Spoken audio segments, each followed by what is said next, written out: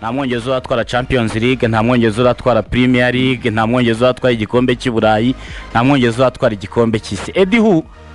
yarabikoze muri Newcastle, yari yasaga nk'iri kwiyubaka, urwego rwe rwari ruriyo, aho yageze niho byari bikwiriye, nibwo bushobozi ntiyaharenga, kuko ugiye kureba amakipe yose yabayemo ni amakipe yo kuri level navuga ko ari average, urwego ruri mu wayene rwayo. Nujya kura n'abandi bongereza abandi bagiye bagerageza hirya no hino, ubusanga bibera mu makipe mu byiciro bya kabiri nibo bazamura ama equipe, mu byiciro bya gatatu muri aya makipe twita ngo na amakipe y'inkubaganyi muri Premier League, ariko atarota kuba yatwara igikombe. Na za FA Cup biragorana kuba wabona yayitwaye ni rimwe mu myaka 10. Hari ukuntu habakenewe ko none yo projet imaze gufata, Newcastle imaze kwakirwa nk'ikipe ya challenging, afite n'amafaranga yo kujya ku isoko igura abakinyi bakomeye, hakenewe noneho wamutoza wo kuri level elite. Mauricio Pochettino urebye ibyo akoze muri Chelsea, twavugaga ngo ese zabona uko abatoza abakinyi benshi muri Chelsea, ubona ko hari aho yakoresheje abakinyi, akoresha abahari nko muri ligne d'attaque yakoresheje abari bahari, ariko yabashije gukora Chelsea ayigira ikipe yava ku mwanya wa 12 ikajya ku mwanya wa 6 itigeze nasuzugurwa n'abakeba. Muri Newcastle iyo urebye uko Eddie Howe ari gukora, umwaka we wa mbere wari mwiza, ariko umwaka ukurikiye twirengagije imvune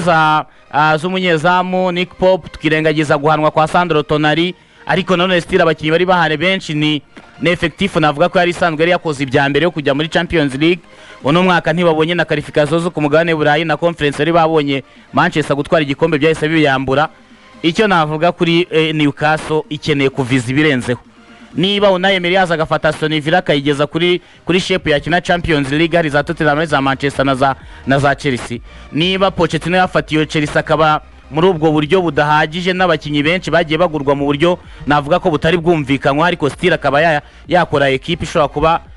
yahangana mu bakeba ntisuzugurwe, ndetse ikaba yanabona umwanya wa 6 ugarura Chelsea byibura muri Europa League. Nubwo wenda byaje kuvamo ko Manchester atwaye igikombe cya FA Cup ikajya bikarangira Chelsea igiye muri conference, navuga ko Pochettino afite byinshi yaha Newcastle ku rwego bifuza kubaho kuruta uko Eddie Howe yabitanga. Uretse n'icyo ngicyo mpamya kuvuye kuri Eddie Howe ukajya kuri Mauricio Pochettino waba uzamutseho gatoya, ariko harimo n'ibindi bintu bibiri, kuko Newcastle ntabwo yari ifite gahunda yo ko yahindura umutoza none ahangaha, ahubwo bisa nk'aho igitutu cya FA kuri uyu mugabo Eddie Howe cyatumye bongera kuba bafungura amaso bakareba,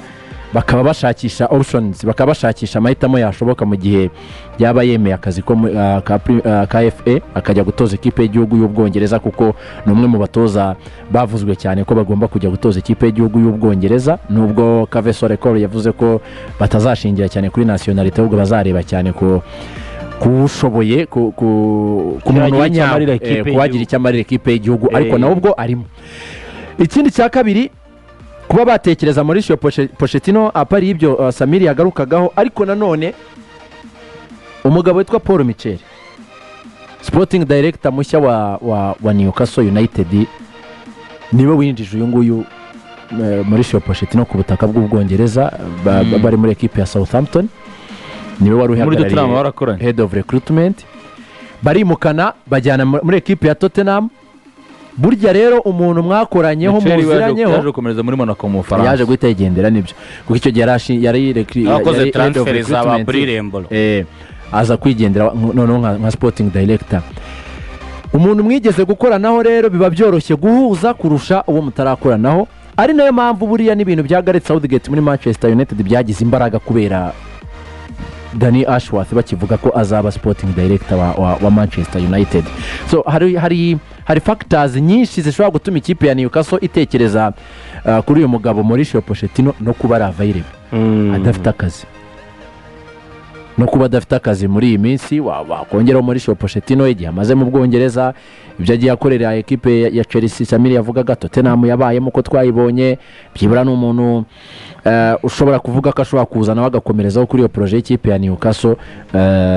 itarasubiraho inyuma. So mbona ko rero hari impamvu nyinshi Newcastle zo gutekereza Pochettino, ariko iy'ingenzi kandi ya mbere ni ukuba Eddie Howe ashobora kuba yajya gutoza Ubwongereza. Aba bavuye yego kuri kwimana Eddie Howe na Mauricio Pochettino oya